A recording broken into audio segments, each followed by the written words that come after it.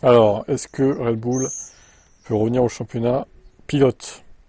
Parce que McLaren au Canada, c'était pas trop ça. Maintenant, moi je pense que plus qu'une belle perf de Red Bull, c'était une contre-performance de McLaren. Et justement, Mercedes, oui, qui était devant eux. Parce que Mercedes Red Bull, c'est toujours très serré. Bon, là, pour le coup, Mercedes était devant la Red Bull. Maintenant, d'habitude, c'est McLaren qui est devant tout le monde. Je pense qu'ils ont raté leur week-end, hein, McLaren, clairement.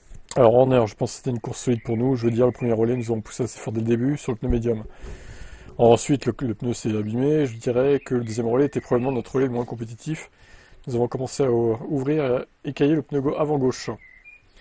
Ensuite, le dernier relais était très très bon. Et en fait, c'était mieux que celui de Kimi derrière et correspondait presque à ce que Georges faisait avec des pneus de 5 ou 6 tours plus vieux. Donc oui, je pense que c'était une course très solide pour nous.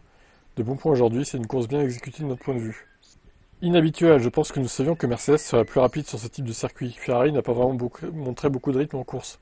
McLaren a montré des bons tours. Mais vous pouvez voir à quel point il était difficile de dépasser ici. La réaction de McLaren, la régression de McLaren a-t-elle quelque chose à voir avec le serrage des ailes avant en Espagne? Je pense que vous avez besoin d'un plus grand échantillon de course et de circuit pour voir si c'est ça ou pas.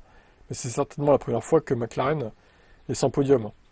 Donc dans des jours comme ça, vous devez essayer de capitaliser sur des points.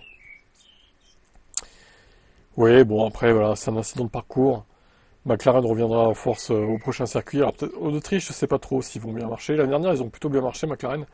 Maintenant, à voir en 2025. Et à voir les températures et la météo aussi.